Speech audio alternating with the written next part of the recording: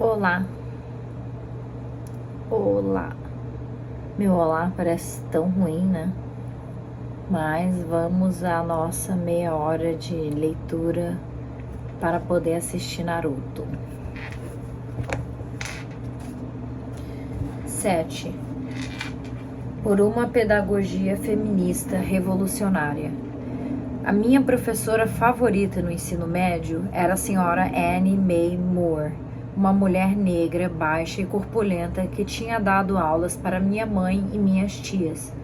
Ela contava uma história atrás da outra sobre a rapidez e a rebeldia delas, e me falava dos jeitos em que eu era como uma mãe, dos jeitos em que eu era mais verdadeiramente eu mesma. Ela poderia te agarrar e te virar do avesso, pôr nos eixos.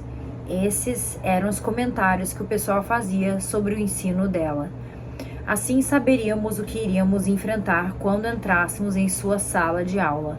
Ela era apaixonada por seu modo de ensinar, confiante de que o seu trabalho na vida era uma pedagogia de libertação, palavras que ela não usou, mas viveu instintivamente, que abordaria e confrontaria nossas realidades como crianças negras crescendo no sul segregado, crianças negras crescendo dentro de uma cultura de supremacia branca.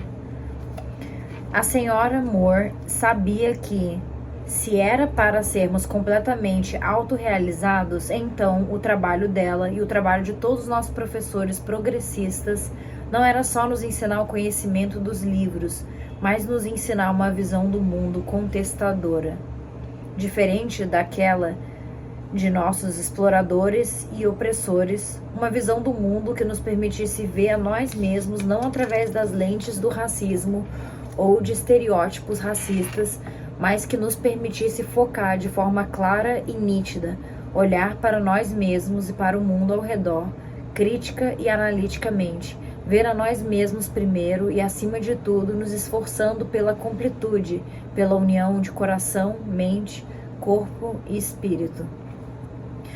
Foi como estudante de escolas negras segregadas, a Booker T. Washington e a Crispus Attucks, que testemunhei o poder transformador do ensino, da pedagogia.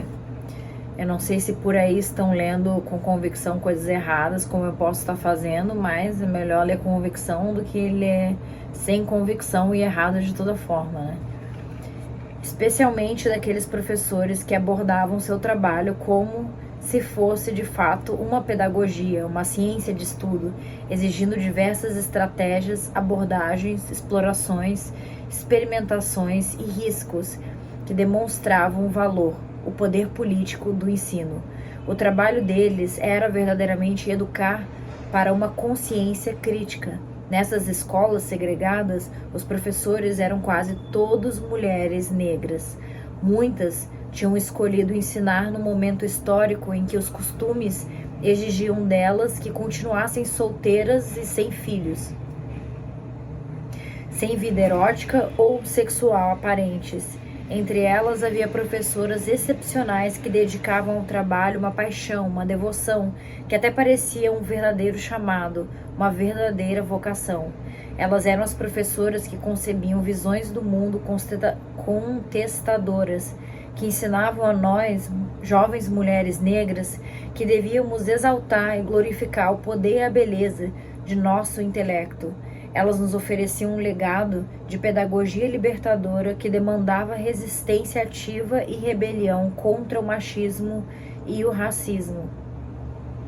Elas incorporavam o seu trabalho, as suas vidas, pois nenhuma aparentava ser uma torturada solteira, distanciada e alienada do mundo ao redor. Um espírito feminista.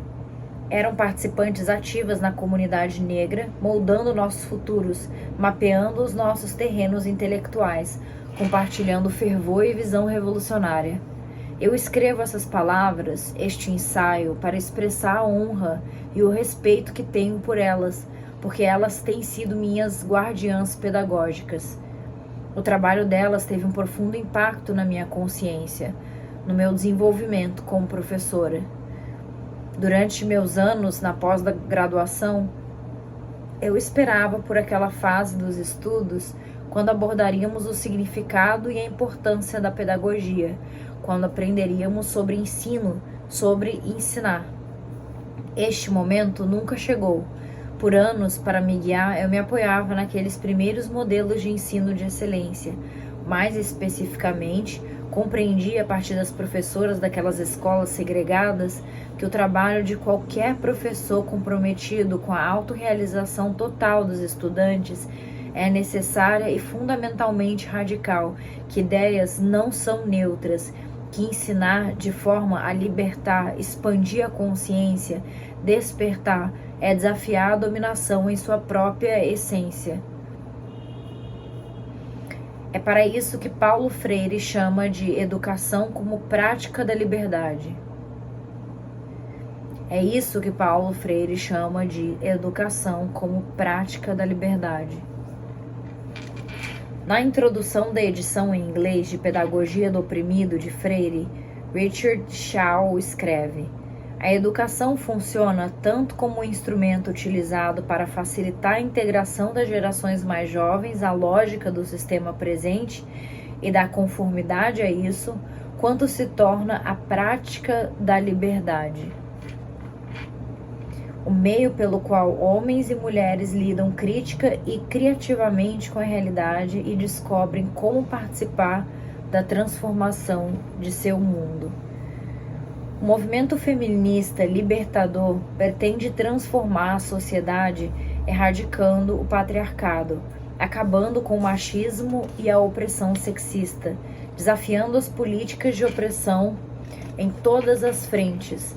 A pedagogia feminista só pode ser libertadora se for verdadeiramente revolucionária, pois os mecanismos de apropriação dentro do patriarcado de supremacia branca e capitalista são capazes de cooptar com tremenda facilidade o que meramente parece radical ou subversivo. Nos Estados Unidos, o movimento feminista recente foi sustentado em parte pelos esforços de mulheres acadêmicas para constituir o ambiente universitário como um local central de desenvolvimento e disseminação do pensamento feminista. Os estudos sobre mulheres têm sido o lugar deste esforço. Dada a maneira como universidades trabalham para reforçar e perpetuar o status quo, o modo como o conhecimento é oferecido como mercadoria, os estudos sobre mulheres podem facilmente se tornar um lugar onde pensamento feminista revolucionário e ativismo feminista são submersos ou secundarizados para os propósitos do carreirismo acadêmico. Sem menosprezar qualquer luta nossa como acadêmicas que batalham para ter sucesso nas instituições, tal esforço apenas será completamente compatível com uma luta feminista libertadora quando conectarmos estas duas dimensões de maneira consciente, cuidadosa e estratégica. Quando essa conexão é feita, mas não consolidada, ou quando nunca é evidente, os estudos sobre mulheres se tornam tanto um terreno exótico para aqueles poucos politicamente chiques buscando a afirmação, quanto um pequeno acordo dentro de uma estrutura institucional maior na qual mulheres, principalmente mulheres brancas, têm uma base de poder que, ao invés de se opor, simplesmente espelha o status quo. Quando a luta feminista é o alicerce central para a educação feminista, os estudos sobre mulheres e a sala de aula feminista, que pode existir fora dos domínios dos estudos sobre mulheres, podem ser lugares onde a educação é a prática da liberdade, o lugar para a pedagogia libertadora. Neste momento histórico, existe uma crise de comprometimento dentro das universidades, pois, quando o conhecimento se mercantiliza, muito do ensino autêntico cessa. Estudantes que querem aprender estão ávidos com um espaço onde possam ser desafiados intelectualmente. Estudantes, assim como muitos de nós que ensinamos, sofrem de uma crise de significado, incertos sobre o que tem valor na vida, incertos até mesmo sobre se é importante continuar vivo.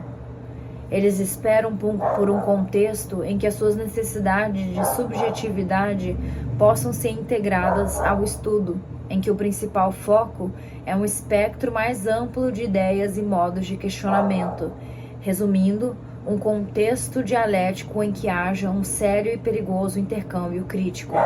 Este é um tempo importante e empolgante para a pedagogia feminista, porque o nosso trabalho atende a essas necessidades na teoria e na prática. A educação feminista, a sala de aula feminista, é e deveria ser um lugar onde há um senso de luta, onde há um reconhecimento visível da união entre teoria e prática, onde trabalhamos juntos como professores e alunos para superar o distanciamento e a alienação que tanto tem se tornado a norma na universidade contemporânea. A pedagogia feminista deveria, sobretudo, envolver os estudantes em um processo de aprendizado que fizesse o mundo mais real e não menos real. Nas minhas salas de aula, nós trabalhamos para afastar a noção de que a nossa experiência não é uma experiência do mundo real. Isso é especialmente fácil, uma vez que gênero é um assunto muito urgente na vida contemporânea. Cada aspecto da cultura popular nos alerta para a realidade de que as pessoas estão pensando sobre gênero tanto de maneira reacionária quanto progressista. O importante é que pensem criticamente. E é esse aspecto que dá a possibilidade de intervenção feminista, seja em nossas salas de aula, seja na vida dos estudantes fora da sala de aula. Ultimamente tem havido um corpo discente bastante diverso em minhas aulas e em outras aulas feministas nas universidades ao redor dos Estados Unidos. Muitos de nós têm se perguntado o que está acontecendo, ou por que todos esses homens e homens brancos nas aulas? Esse corpo discente diverso reflete a preocupação sobre assuntos de gênero, um dos assuntos reais e importantes na vida privada das pessoas que é abordado academicamente. Paulo Freire escreve: a educação como prática da liberdade, ao contrário daquela que é prática de dominação, implica a negação do homem abstrato, isolado, solto, desligado no mundo, assim como também a negação do mundo como uma realidade ausente de homens. Para construir uma pedagogia feminista revolucionária, precisamos desatar as nossas amarras às formas tradicionais de ensino que reforçam a dominação. Isso é muito difícil. Cursos de estudo sobre mulheres costumam ser vistos como insuficientemente acadêmicos porque discutem muito coisa pessoal. O medo de que os seus cursos sejam vistos como aulas instintivas tem levado muitas professoras feministas a se apoiar mais em estilos pedagógicos tradicionais. Isso é deplorável. Certamente, a alternativa radical para o status quo nunca deveria ter sido uma mera inversão. Crítico à ausência de qualquer foco na experiência pessoal em salas de aulas tradicionais, tal foco se torna a característica central nas salas de aula feministas. Este modelo deve ser visto criticamente, pois mesmo que o pessoal seja um tópico constante de conversa, uma aula ainda pode reforçar a dominação sem transformar a consciência sobre gênero. Para se ter uma pedagogia feminista revolucionária, devemos, primeiro, focalizar a relação professor-aluno e a questão do poder. Como nós, professoras feministas, usamos o poder de uma maneira que não seja coerciva, dominadora. Muitas mulheres têm tido dificuldades em afirmar o poder na sala de aula feminista por medo de, ao fazer isto, estar exercendo a dominação. Porém, é preciso reconhecer que o papel de professora é uma posição de poder sobre outras pessoas. Nós podemos usar este poder de jeitos que as diminuam ou as enriqueçam, e é essa escolha que deveria diferenciar a pedagogia feminista do ensino que reforça a dominação. Um jeito simples de alterar a forma pela qual o seu poder como professora é experimentado na sala de aula é eleger não assumir a postura de um professor sabe-tudo. Isso também é difícil. Quando reconhecemos que não sabemos tudo, que não precisamos ter todas as respostas, corremos o risco de estudantes deixarem nossas salas de aula e contarem com outras pessoas que não estamos e contarem para outras pessoas que não estamos preparados. É importante deixar claro para os alunos que estamos preparados e que a boa vontade em sermos abertos e honestos sobre o que não sabemos é um gesto de respeito a eles. Para ser contestador, na sala de aula feminista, deve-se ter um padrão de avaliação diferente da norma. Muitas de nós tentamos novas maneiras de ensinar sem mudar os padrões pelos quais avaliamos o nosso trabalho. Frequentemente, saímos da sala de aula nos sentindo incertas sobre o processo de aprendizado, ou até mesmo preocupadas por estarmos falhando como professoras. Deixa eu compartilhar um problema em particular que enfrentei. Meu estilo de sala de aula é bastante confrontador. É um modelo de pedagogia baseado na hipótese de que muitos estudantes que farão aulas comigo têm medo de se afirmar como pensadores críticos, têm medo de falar, especialmente estudantes de grupos oprimidos e explorados. A esperança revolucionária que eu trago para a sala de aula é a de que ela se torne um espaço onde elas possam encontrar a voz. Diferente do modelo feminista estereotipado que sugere que mulheres encontrem a voz num ambiente seguro, onde nós todas somos gentis e afetivas, eu encorajo os estudantes a trabalharem para alcançar a voz numa atmosfera onde podem ter medo ou se ver em risco. O objetivo é permitir que todos os estudantes, não somente os poucos assertivos, sintam-se empoderados numa discussão rigorosa e crítica. Muitos estudantes acham essa pedagogia difícil, assustadora e muito exigente. Eles não costumam sair das minhas aulas falando sobre o quanto gostaram da experiência. Um aspecto de modelos tradicionais de ensino que eu não abandonei foi o desejo por reconhecimento imediato do meu valor como professora, por consideração imediata. Muitas vezes eu não me sentia querida ou considerada, e isso era difícil de aceitar. Refleti sobre as experiências dos meus alunos e sobre o fato de que aprendi mais nas aulas das quais eu reclamava de que não gostava. Isso me ajudou a retrabalhar a hipótese tradicional de que a resposta positiva e imediata é digna de valor. Paralelamente a isso, descobri que os estudantes que muitas vezes sentiam que odiavam uma aula comigo voltavam mais tarde para dizer o quanto haviam aprendido, que compreendiam que era esse estilo diferente que fazia ser difícil, e também as diferentes exigências. Eu comecei a ver que os cursos que trabalhavam para trocar paradigmas, mudar consciências, não podiam necessariamente ser experimentados de imediato como divertidos ou positivos ou seguros, e que isso não era um critério digno de se usar em uma avaliação. Na sala de aula feminista, é importante definir os termos do compromisso e identificar o que queremos dizer quando falamos que um curso será ministrado a partir de uma perspectiva feminista. Com frequência, as explicações iniciais sobre pedagogia têm um sério impacto em como os estudantes experimentam o curso. É importante falar sobre estratégia pedagógica. Por um tempo, eu supus que os alunos simplesmente pegariam o jeito da coisa, veriam que eu estava tentando ensinar de uma maneira diferente e aceitariam isso sem explicação, o que significava muitas vezes que eu explicava depois de ser criticada.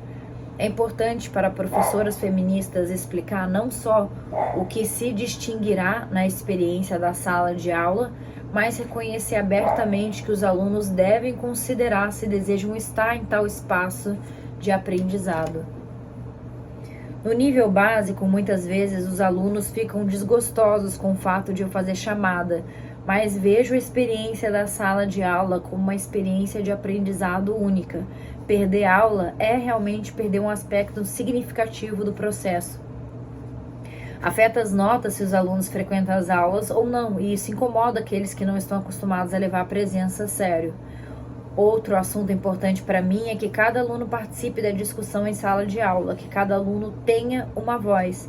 Essa é uma prática que acredito ser importante não só porque todo aluno tem algo valioso a dizer, isso nem sempre é verdade, mas porque frequentemente alunos que de fato têm comentários relevantes para contribuir ficam em silêncio. Nas minhas aulas, a voz de todos é ouvida, enquanto os alunos leem parágrafos que podem explorar um assunto particular. Eles não têm a oportunidade de se recusar a ler os parágrafos. Quando ouço a voz deles, eu me torno mais consciente da informação que eles não sabiam que podiam fornecer. Não importa se uma sala é grande ou pequena, tento conversar com todos os alunos individualmente ou em pequenos grupos, de modo que eu tenha uma noção de suas necessidades. Como podemos transformar consciências se nós não temos nenhuma ideia de onde os estudantes estão intelectual e psicologicamente? É muito intimidador quando um professor faz isso de obrigar a participação de todo mundo e chegar nos grupinhos e ficar ali parado, ou indagar cada um no grupinho sobre como é que ele está desenvolvendo no trabalho. Mas de fato é isso, né? Como é que o professor vai poder ajudar ou entender a situação intelectual e psicológica de cada um se ele não fizer essa forçação de barra, né? De toda forma, pressão no geral faz bem, então passar por isso mesmo. A preocupação com como e o que os alunos estão aprendendo valida e legitima uma abordagem, embora pequena, ao relato pessoal durante a discussão em sala de aula. Eu encorajo os alunos a relacionarem a informação que estão aprendendo com as identidades pessoais que estão querendo construir, mudar, afirmar socialmente. Se o objetivo do relato pessoal não é narcisista, ele deve acontecer dentro de uma abordagem crítica relacionada com o material que está sendo discutido. Quando, por exemplo, estou ensinando sobre o romance O Olho Mais Azul, de Toni Morrison, peço para os alunos escreverem parágrafos pessoais sobre a relação entre raça e beleza física, que eles depois leem em sala. Estes parágrafos podem revelar dor, feridas, ao mesmo tempo que exploram e expressam modos pelas quais os alunos são vitimados pelo racismo e pelo machismo, ou podem expressar ideias racistas e machistas. Mesmo assim, os parágrafos permitem que eles abordem o texto de uma maneira diferente. Eles podem ler o romance de modo diferente, podem conseguir ser mais críticos e analíticos. Se isso não acontece, então os parágrafos falham como instrumento pedagógico. Para fazer das salas de aula feministas um lugar de experiência de aprendizado transformadoras, devemos constantemente tentar novos métodos, novas abordagens. Finalmente, não podemos ter uma pedagogia feminista revolucionária se não tivermos feministas revolucionárias na sala de aula. Disciplinas de estudo sobre mulheres devem, mais do que oferecer um estilo de ensino diferente, devemos realmente desafiar questões de machismo e opressão machista, tanto pelo que ensinamos, quanto por como ensinamos. É verdadeiramente um esforço coletivo. Devemos aprender uns com os outros, compartilhando ideias e estratégias pedagógicas. Eu convido colegas feministas a participarem de minhas aulas, mas elas não vão. A territorialidade da sala de aula é outro tabu tradicional. Ainda assim, se estamos aprendendo uns com os outros, se estamos desenvolvendo uma estratégia concreta para radicalizar as nossas salas de aula, devemos estar mais comprometidos como grupo. Devemos estar dispostos a desconstruir esta dimensão de poder, desafiar, modificar e criar novas abordagens. Se vamos nos mover em direção a uma pedagogia feminista revolucionária, devemos nos desafiar e desafiar uns aos outros para restaurar a dimensão radical e subversiva da luta feminista. Nós devemos estar dispostos a restaurar o espírito do risco, a ser rápidos, selvagens, capazes de segurar as rédeas, dar a volta, transformar.